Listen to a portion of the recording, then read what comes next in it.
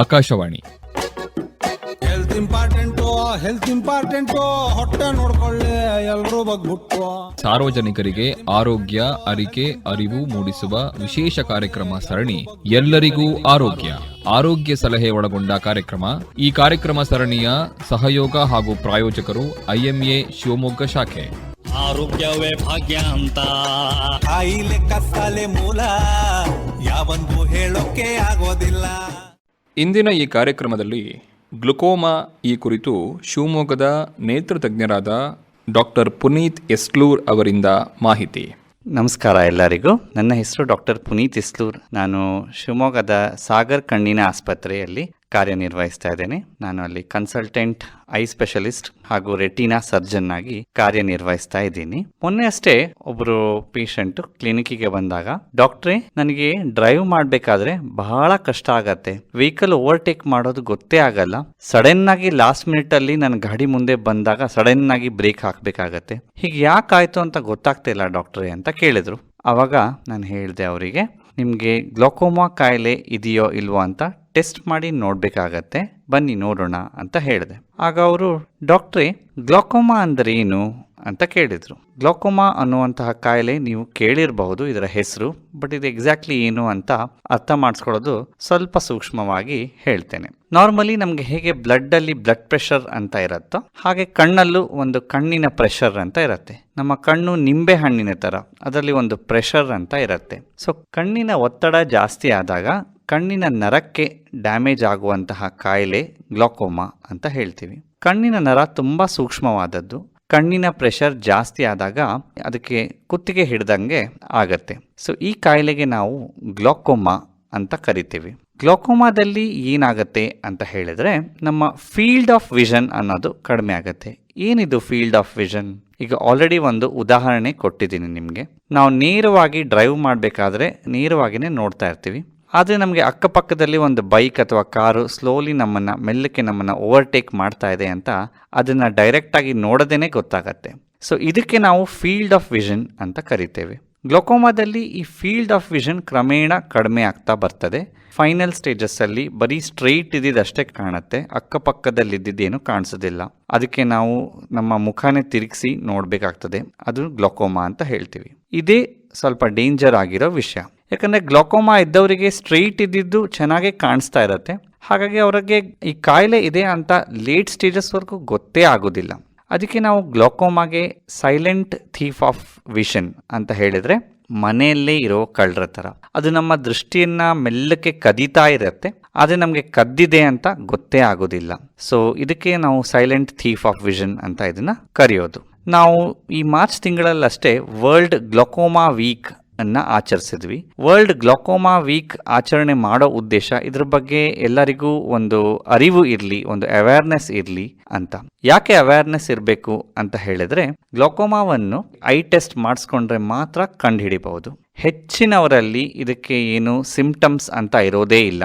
Symptoms ಬರೋ ಹೊತ್ತಿಗೆ already ಸುಮಾರು ಜನರಲ್ಲಿ ಲೇಟ್ ಸ್ಟೇಜಸ್ಗೆ ಬಂದಿರುತ್ತೆ. ಸೊ ಅರ್ಲಿ ಸ್ಟೇಜಸ್ಸಲ್ಲಿ ಇದನ್ನು ಕಂಡು ಹಿಡಿಬೇಕು, ಆರಂಭಿಕ ಹಂತದಲ್ಲೇ ಇದನ್ನು ಹಿಡಿದು ಟ್ರೀಟ್ಮೆಂಟ್ ಮಾಡಬೇಕು ಅಂತ ಹೇಳಿದರೆ, ಇದಕ್ಕೆ ಕಣ್ಣಿನ ಟೆಸ್ಟು ಕಣ್ಣಿನ ಡಾಕ್ಟರ್ ಹತ್ರ ಮಾಡಿದಾಗ ಮಾತ್ರ ಇದನ್ನು ಕಂಡು ಹಿಡಿಬಹುದು. ಇದಕ್ಕೆ ಗ್ಲೋಕೋಮಾ ಸ್ಕ್ರೀನಿಂಗ್ ಟೆಸ್ಟ್ ಅಂತ ಕರಿತೀವಿ. ಗ್ಲೋಕೋಮಾದಲ್ಲಿ ಸಿಂಪ್ಟಮ್ಸ್ ಕೆಲವರಲ್ಲಿ ಮಾತ್ರ ಇರುತ್ತೆ. ಅದೇನೇನು ಸಿಂಪ್ಟಮ್ಸ್ ಅಂತ ನೋಡೋಣ. ಮೊದಲನೇದಾಗಿ, ಈಗ ನಾನು ಉದಾಹರಣೆ ಕೊಟ್ಟಿದ್ದೆ, ಡ್ರೈವಿಂಗ್ ಮಾಡಬೇಕಾದ್ರೆ ಸಡನ್ ಆಗಿ ಗಾಡಿ ಮುಂದೆ ಬಂದಂಗೆ ಆಗೋದು. ಇನ್ನೊಂದು ಏನು ಅಂತ ಹೇಳಿದ್ರೆ, ಸ್ಪೆಕ್ಟಿನ ನಂಬರು ಪದೇ ಪದೇ ಚೇಂಜ್ ಆಗ್ತಾ ಇರ್ತದೆ. ಎಷ್ಟು ಚೇಂಜ್ ಮಾಡಿದ್ರೂ ಅವರಿಗೆ ಸ್ಯಾಟಿಸ್ಫೈ ಆಗೋದಿಲ್ಲ. ಇದು ಇನ್ನೊಂದು ಸಿಂಪ್ಟಮ್ಮು. ಕೆಲವರಲ್ಲಿ ಒಂದು ಥರದ ಗ್ಲೋಕೋಮಾದಲ್ಲಿ ಕಣ್ಣಲ್ಲಿ ತುಂಬ ನೋವು ಬರುತ್ತೆ, ಮತ್ತು ಲೈಟ್ ಬಲ್ಬ್ ನೋಡಿದಾಗ ಅದರ ಸುತ್ತ ಕಾಮನ್ ಬಿಲ್ಲು ಥರ ಕಾಣಿಸುತ್ತೆ. ಸೊ ಈ ಥರ ಸಿಂಪ್ಟಮ್ಸ್ ಕೆಲವರಲ್ಲಿ ಇರ್ಬೋದು.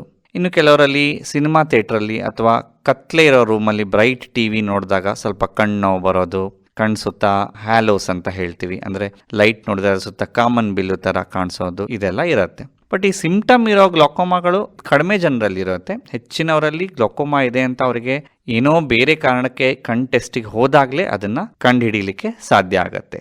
ಈಗ ಗ್ಲೋಕೋಮಾ ಸ್ಕ್ರೀನಿಂಗ್ ಯಾರು ಮಾಡಿಸ್ಕೋಬೇಕು ಅಂತ ನೀವು ಅಂದ್ಕೊಂಡ್ರೆ, 40 ವರ್ಷಕ್ಕಿಂತ ಹೆಚ್ಚು ಏಜ್ ಇರುವಂತಹ ವ್ಯಕ್ತಿಗಳು, ಫ್ಯಾಮಿಲಿಯಲ್ಲಿ ಯಾರಿಗಾದರೂ ಗ್ಲೋಕೋಮಾ ಇದ್ದವರು, ಗ್ಲೋಕೋಮಾ ಹಿಸ್ಟ್ರಿಗೆ ತಂದೆ ತಾಯಿಯರಲ್ಲಿದೆ ಅಂತ ಇದ್ದರೆ ಆವಾಗ, ಅಥವಾ ಗ್ರ್ಯಾಂಡ್ ಫಾದರ್ ಗ್ರ್ಯಾಂಡ್ ಮದರ್ ಅಜ್ಜ ಅಜ್ಜಿಯಲ್ಲಿ ಗ್ಲೋಕೋಮಾ ಇದೆ ಅಂತ ಇದ್ದರೆ ಅವರು ಸ್ಕ್ರೀನಿಂಗ್ ಮಾಡಿಸ್ಕೊಳ್ಳೋದು ಒಳ್ಳೆಯದು. ಹಾಗೆ ಕೆಲವರು ಸ್ಟಿರಾಯ್ಡ್ ಮಾತ್ರೆಗಳು ಬೇರೆ ಬೇರೆ ಕಾಯಿಲೆಗಳಿಗೆ ತಗೊಳ್ತಾ ಇದ್ದಾರೆ. ಸ್ಟಿರಾಯ್ಡ್ ಒಳ್ಳೆ ಮಾತ್ರೆನೇ, ಅದೇನು ಕೆಟ್ಟ ಮಾತ್ರೆ ಏನಲ್ಲ. ಬಟ್ ಅದನ್ನು ಹಿತಮಿತವಾಗಿ ಡೋಸೇಜ್ ಪ್ರಕಾರ ಎಷ್ಟು ಟೈಮಿಗೆ ಹೇಳ್ತಾರೋ ಅಷ್ಟೇ ಮಿತವಾಗಿ ಬಳಸಬೇಕು. ಸೊ ಅದನ್ನು ಬಿಟ್ಟು ಎಕ್ಸೆಸ್ ಆಗಿ ಸ್ಟಿರಾಯ್ಡ್ಸ್ ಮಾತ್ರೆಗಳು ತಗೊಳ್ಳೋರಲ್ಲಿ ಗ್ಲೋಕೋಮಾ ಬರುವ ಸಾಧ್ಯತೆ ಜಾಸ್ತಿ ಇರುತ್ತೆ.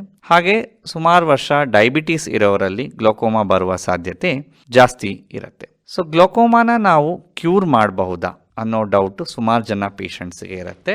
ಗ್ಲೋಕೋಮಾನ ಅನ್ಫಾರ್ಚುನೇಟ್ಲಿ ನಾವು ಕ್ಯೂರ್ ಮಾಡೋದು ಬಹಳ ಕಷ್ಟ. ಇದನ್ನು ಕ್ಯೂರ್ ಅಂತ ಏನಿಲ್ಲ, ಬಟ್ ಇದಕ್ಕೆ ಏನು ಟ್ರೀಟ್ಮೆಂಟ್ ಮಾಡಬೇಕು, ಯಾಕೆ ಟ್ರೀಟ್ಮೆಂಟ್ ಮಾಡಬೇಕು ಅಂತ ಹೇಳಿದರೆ ಮೇನ್ಲಿ ಅದನ್ನು ಕಂಟ್ರೋಲ್ ಮಾಡಲಿಕ್ಕೆ ನಾವು ಟ್ರೀಟ್ಮೆಂಟ್ ಮಾಡಬೇಕಾಗ್ತದೆ. ಇದನ್ನು ಉದಾಹರಣೆಯಾಗಿ ಹೇಳಬೇಕು ಅಂತ ಹೇಳಿದ್ರೆ, ಈಗ ನಾವು ಏನೂ ಟ್ರೀಟ್ಮೆಂಟ್ ಮಾಡದೆ ಗ್ಲೋಕೋಮಾನ ಹಾಗೆ ಬಿಟ್ಬಿಟ್ರೆ ಕಂಪ್ಲೀಟ್ ಡ್ಯಾಮೇಜ್ ಮತ್ತು ಕಂಪ್ಲೀಟ್ ಕುರುಡುತನ ಬರೋದು 5 ರಿಂದ 10 ವರ್ಷ ತಗೋಬಹುದು. ಬಟ್ ಅದೇ ಗ್ಲೋಕೋಮಾನ ನಾವು ಟ್ರೀಟ್ಮೆಂಟ್ ಮಾಡಿದರೆ ಈ ಡ್ಯಾಮೇಜನ್ನು 10 ವರ್ಷದಲ್ಲಿ ಆಗುವುದನ್ನು ನಾವು 40-45 ವರ್ಷದಲ್ಲಿ ಆಗುವ ಹಾಗೆ ಇದನ್ನು ಸ್ಲೋ ಡೌನ್ ಮಾಡ್ಬೋದು. ಸೊ ಅವಾಗ ಆ ವ್ಯಕ್ತಿಗೆ ಅವರ ಲೈಫ್ ಸ್ಪ್ಯಾನ್ ಅಷ್ಟೊಂದು ಎಫೆಕ್ಟ್ ಆಗಲ್ಲ. ಸೊ ಅದಕ್ಕೆ ಗ್ಲೋಕೋಮಾನ ಕಂಟ್ರೋಲ್ ಮಾಡಬಹುದು ಹೊರತು ಕಂಪ್ಲೀಟಾಗಿ ಕ್ಯೂರ್ ಮಾಡೋದು ಅಸಾಧ್ಯ. ಹಾಗಂತ ಹೇಳಿ ಅದಕ್ಕೆ ಟ್ರೀಟ್ಮೆಂಟ್ ತಗೊಳ್ಳೋದೇ ಬಿಟ್ಟರೆ ಬಹಳ ಬೇಗ ನಮಗೆ ಡ್ಯಾಮೇಜ್ ಆಗಿಬಿಡ್ತದೆ. ಸೊ ಅದನ್ನು ಆದಷ್ಟು ಸ್ಲೋ ಡೌನ್ ಮಾಡಬೇಕಾಗತ್ತೆ ಟ್ರೀಟ್ಮೆಂಟ್ ತಗೊಂಡು.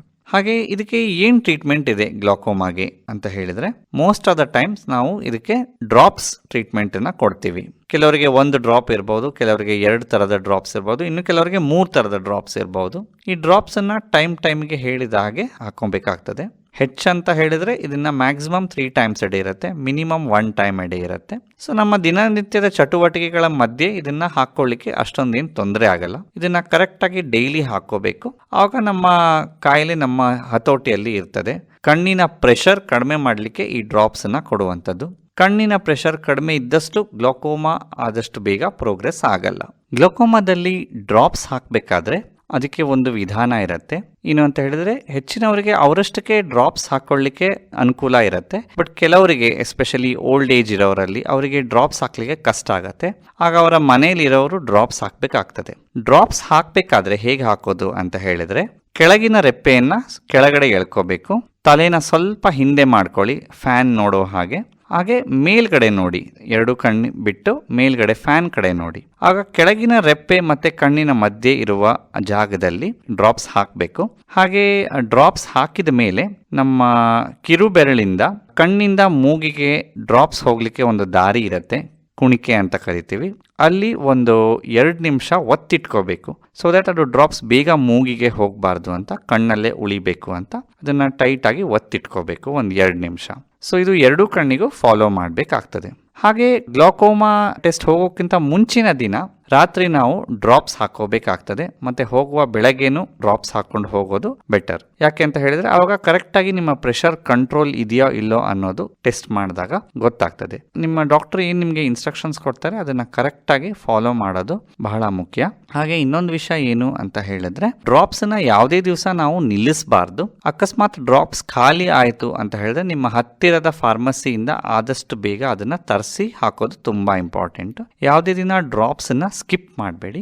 ಆಮೇಲೆ ಇನ್ನೊಂದು ಅಡ್ವೈಸ್ ಏನು ಅಂತ ಹೇಳಿದ್ರೆ, ಗ್ಲೋಕೋಮಾ ಮಾಡೋರು ಸುಮಾರು ಜನ ಯೋಗಾಸನ ಎಲ್ಲ ಮಾಡ್ತಾ ಇರ್ತಾರೆ. ಯೋಗಾಸನದಲ್ಲಿ ಕೆಲವು ಆಸನಗಳಲ್ಲಿ ನಮ್ಮ ತಲೆ ಕೆಳಗಡೆ ಕಾಲ್ ಮೇಲೆ ಹೋಗುವ ಆಸನಗಳಿದೆ. ಉದಾಹರಣೆಗೆ ಸರ್ವಾಂಗಾಸನ. ಸೊ ಈ ಆಸನಗಳನ್ನು ಗ್ಲೋಕೋಮಾ ಇದ್ದವರು ಅವಾಯ್ಡ್ ಮಾಡಿದಷ್ಟು ಒಳ್ಳೆಯದು. ಯಾಕಂತ ಹೇಳಿದ್ರೆ ಇದರಿಂದ ಕಣ್ಣಿನ ನರಕ್ಕೆ ರಕ್ತ ಚಾಲನೆ ಹೆಚ್ಚು ಕಡಿಮೆ ಆಗ್ತದೆ, ಗ್ಲೋಕೋಮಾ ಡ್ಯಾಮೇಜ್ ಬಹಳ ಜಾಸ್ತಿ ಆಗ್ತದೆ. ಬೇರೆ ಎಲ್ಲ ಆಸನಗಳು ಮಾಡಬಹುದು, ಬಟ್ ತಲೆ ಕೆಳಗಡೆ ಮತ್ತು ಕಾಲ್ ಮೇಲೆ ಆಗುವ ಆಸನಗಳನ್ನು ಆದಷ್ಟು ಅವಾಯ್ಡ್ ಮಾಡೋದು ಒಳ್ಳೆಯದು. ಹಾಗೆ ಬರೀ ಡ್ರಾಪ್ಸ್ ಹಾಕೊಂತ ಇದ್ರೆ ಸಾಕಾಗಲ್ಲ.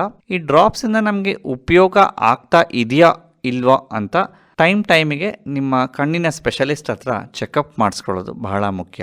3 ರಿಂದ 6 ತಿಂಗಳಿಗೊಮ್ಮೆ ಟೆಸ್ಟ್ ಮಾಡ್ತಾ ಇರಬೇಕಾಗತ್ತೆ. ಸೊ ಅದು ಎಷ್ಟು ಫ್ರೀಕ್ವೆಂಟಾಗಿ ಬರಬೇಕು ಅನ್ನೋದು ನಿಮ್ಮ ಡಾಕ್ಟ್ರು ನಿಮ್ಮ ಗ್ಲೋಕೋಮಾದ ಸ್ಟೇಜ್ ಏನಿದೆ ಅದರ ಮೇಲೆ ಡಿಸೈಡ್ ಮಾಡಿ ಹೇಳ್ತಾರೆ. ಸೊ ನಾರ್ಮಲಿ ಮೈಲ್ಡ್, ಮಾಡ್ರೇಟ್ ಅಥವಾ ಲೇಟ್ ಸ್ಟೇಜ್ ಗ್ಲೋಕೋಮಾ ಅಂತ 3 ಹಂತದಲ್ಲಿರುತ್ತೆ. ಸೊ ನೀವು ಯಾವ ಸ್ಟೇಜಲ್ಲಿ ಗ್ಲೋಕೋಮಾ ಇದ್ದೀರಿ ಅನ್ನೋದು ಕೆಲವು ಟೆಸ್ಟ್ಗಳು ಮಾಡಿದ ಮೇಲೆ ಅದನ್ನು ಕಂಡುಹಿಡಿಬಹುದು. ಸಾಮಾನ್ಯವಾಗಿ ಗ್ಲೋಕೋಮಾದಲ್ಲಿ 2 ಟೆಸ್ಟ್ಗಳಿರುತ್ತೆ. ಒಂದು ಫೀಲ್ಡ್ ಟೆಸ್ಟ್ ಅಂತ, ಇನ್ನೊಂದು ಗ್ಲೋಕೋಮಾ OCT ಸ್ಕ್ಯಾನ್ ಅಂತ. ಇವೆರಡು ಟೆಸ್ಟ್ ಮಾಡಿ ನಾವು ಕಂಡುಹಿಡಿಬಹುದು ನೀವು ಯಾವ ಸ್ಟೇಜಲ್ಲಿ ಇದ್ದೀರಿ ಅಂತ ಹೇಳಿ ಕಂಡುಹಿಡಿಬಹುದು. ಆಮೇಲೆ ನಿಮಗೆ ಅದಕ್ಕೆ ತಕ್ಕ ಹಾಗೆ ಟ್ರೀಟ್ಮೆಂಟನ್ನು ಡಾಕ್ಟರ್ಗಳು ಸ್ಟಾರ್ಟ್ ಮಾಡ್ತಾರೆ. ನೀವು ಟೈಮ್ ಟು ಟೈಮ್ ಆಗಿ ಅದನ್ನು ಫಾಲೋ ಅಪ್ ಮಾಡ್ತಾ ಇರೋದು ತುಂಬ ಇಂಪಾರ್ಟೆಂಟ್. ಕೆಲವರಿಗೆ ಡ್ರಾಪ್ಸ್ ಹಾಕಿದ್ರೂ ಗ್ಲೋಕೋಮಾ ಹತೋಟಿಯಲ್ಲಿ ಇಡೋದು ತುಂಬ ಕಷ್ಟ ಆಗುತ್ತೆ. ಮೆಜಾರಿಟಿಯಲ್ಲಿ ಡ್ರಾಪ್ಸಲ್ಲೇ ಈಗ ಟ್ರೀಟ್ಮೆಂಟು ಕಂಟ್ರೋಲ್ ಮಾಡ್ಬೋದು. ಸೊ ಡ್ರಾಪ್ಸ್ ಹಾಕಿನೂ ಕಂಟ್ರೋಲ್ ಆಗಿಲ್ಲ ಅಂದರೆ ಏನು ಮಾಡೋದು? ಇದಕ್ಕೆ ಸುಮಾರು ಸರ್ಜರೀಸ್ ಇದೆ, ಗ್ಲೋಕೋಮಾ ಸರ್ಜರೀಸ್ ಅಂತ. ಇದರಿಂದನೂ ಸುಮಾರು ಜನ ಬೆನಿಫಿಟ್ ಆಗಿದ್ದಾರೆ. ಇದರಿಂದ ಗ್ಲೋಕೋಮಾದಿಂದ ಬರುವಂತಹ ಅಂಧತ್ವವನ್ನು ತಡೆಗಟ್ಟಿಸಲಿಕ್ಕೆ ಸಾಕಷ್ಟು ಪ್ರಮಾಣದಲ್ಲಿ ಇದು ಉಪಯೋಗ ಆಗಿದೆ. ಸೊ ಹಾಗಾಗಿ ಗ್ಲೋಕೋಮಾ ಬಗ್ಗೆ ಹೆದರ್ಕೊಳ್ಳುವಂತಹ ಅವಶ್ಯಕತೆ ಏನಿಲ್ಲ, ಅದ್ರ ಬಗ್ಗೆ ತುಂಬ ಭಯಪಟ್ಟು ತಲೆ ಕೆಡಿಸ್ಕೊಳ್ಳುವಂತಹ ಅವಶ್ಯಕತೆ ಇಲ್ಲ. ಫಸ್ಟ್ ನೀವು ನಿಮ್ಮ ಕಣ್ಣಿನ ಸ್ಪೆಷಲಿಸ್ಟ್ ಹತ್ರ ನಿಮಗೆ ರಿಸ್ಕ್ ಫ್ಯಾಕ್ಟರ್ಸ್ ಇದ್ದರೆ ಅದನ್ನು ಹೋಗಿ ಟೆಸ್ಟ್ ಮಾಡಿಸ್ಕೊಳ್ಳಿ. ಒಂದು ವೇಳೆ ಗ್ಲೋಕೋಮಾ ಇದೆ ಅಂತ ಕಂಡು ಹಿಡಿದ್ರೆ ಅದಕ್ಕೆ ತಕ್ಕಾಗಿ ಟ್ರೀಟ್ಮೆಂಟನ್ನು ತಗೊಂಡು ಟೈಮ್ ಟು ಟೈಮ್ ಆಗಿ ಕರೆಕ್ಟಾಗಿ ಫಾಲೋ ಅಪ್ ಮಾಡ್ತಾ ಇದ್ರೆ ಜಾಸ್ತಿ ಡ್ಯಾಮೇಜ್ ಏನು ಆಗಲ್ಲ ಗ್ಲೋಕೋಮಾದಿಂದ. ಹಾಗಾಗಿ ಈ ಗ್ಲೋಕೋಮಾ ಬಗ್ಗೆ ಒಂದು ಅರಿವಿರಲಿ ಅಂತ ಈ ಒಂದು ಟಾಕ್ನ ನಾವು ಇವತ್ತು ಇಟ್ಕೊಂಡಿದ್ದೀವಿ. Thank you. ಇದುವರೆಗೂ ಗ್ಲುಕೋಮಾ ಕುರಿತು ಶಿವಮೊಗ್ಗದ ನೇತ್ರ ತಜ್ಞರಾದ ಡಾಕ್ಟರ್ ಪುನೀತ್ ಎಸ್ಲೂರ್ ಅವರಿಂದ ಮಾಹಿತಿ ಕೇಳಿದಿರಿ.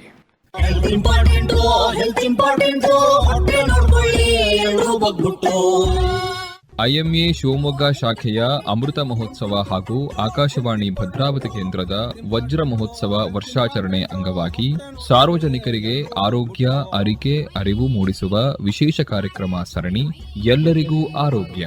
ಆರೋಗ್ಯ ಸಲಹೆ ಒಳಗೊಂಡ ಕಾರ್ಯಕ್ರಮ. ನಂಗೂ ಗೊತ್ತಿಲ್ಲ ಹೋಗಮ್ಮ. ಈ ಕಾರ್ಯಕ್ರಮ ಸರಣಿಯ ಸಹಯೋಗ ಹಾಗೂ ಪ್ರಾಯೋಜಕರು ಐಎಂಎ ಶಿವಮೊಗ್ಗ ಶಾಖೆ. ಕೇಳುಗರೆ, ಈ ಕಾರ್ಯಕ್ರಮ ಸರಣಿ ಆಕಾಶವಾಣಿ ಭದ್ರಾವತಿ ಯೂಟ್ಯೂಬ್ ಚಾನೆಲ್ನಲ್ಲಿಯೂ ಲಭ್ಯವಿದೆ. ಕಾರ್ಯಕ್ರಮದ ನಿರ್ವಹಣೆ SR ಭಟ್, ಸಹಕಾರ ಸವಿತಾ S. ಕಾರ್ಯಕ್ರಮ ಆಕಾಶವಾಣಿ ಭದ್ರಾವತಿ ಕೇಂದ್ರದ ಕೊಡುಗೆ.